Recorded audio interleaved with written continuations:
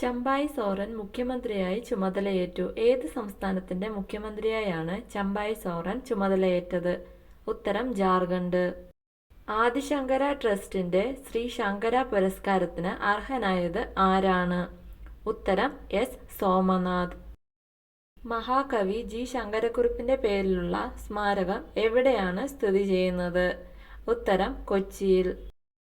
തുടർച്ചയായ മൂന്നാം തവണയും ഏഷ്യൻ ക്രിക്കറ്റ് കൗൺസിലിന്റെ ചെയർമാനായി തെരഞ്ഞെടുക്കപ്പെട്ടത് ആരാണ്? ഉത്തരം ജയ്ഷാ. 15-നും 29-നും ഇടയിൽ പ്രായമുള്ളവരിൽ തൊഴിലില്ലായ്മ നിരക്ക് ഏറ്റവും കൂടുതലുള്ള സംസ്ഥാനം ഏതാണ്? ഉത്തരം കേരളം. തോലിനായി കഴുതയെ കൊല്ലുന്നത് നിരോധിച്ച അന്താരാഷ്ട്ര സംഘടന ഏതാണ്? ഉത്തരം ആഫ്രിക്കൻ യൂണിയൻ എന്ന സംഘടന. ഇന്ത്യയുടെ ആദ്യ റോക്കറ്റ് വിക്ഷേപണ കേന്ദ്രം തുമ്പയാണ്. രണ്ടാമത്തെ റോക്കറ്റ് വിക്ഷേപണ കേന്ദ്രം നിലവിൽ വരുന്നത് എവിടെയാണ്? ഉത്തരം തമിഴ്നാട്ടിലെ തൂത്തുക്കുടി.